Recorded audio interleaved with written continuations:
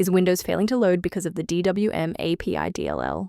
I'm Sophie Chen, a senior Windows support engineer. I've diagnosed the corruption and have the fix ready.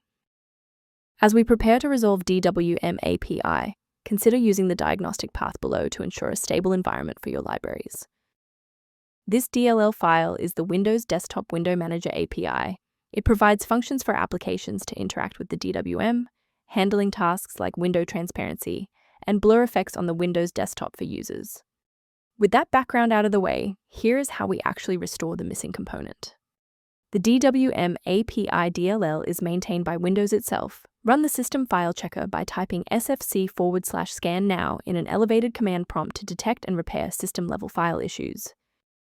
When a standard software refresh isn't enough, we need to bypass the automated installers and look at manual system state resets.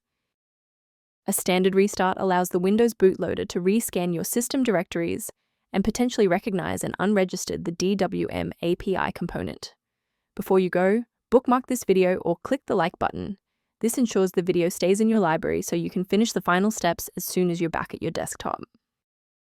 It's worth taking a moment to discuss the safe acquisition of runtime components. I strongly advise you to prioritize system safety by avoiding manual swaps of the Dwmapi. Third-party DLL sites are a primary vector for hackers to inject ransomware directly into your operating system's core.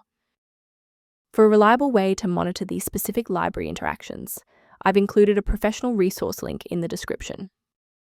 The link below points to a diagnostic utility that provides information on managing the Dwmapi and maintaining system stability.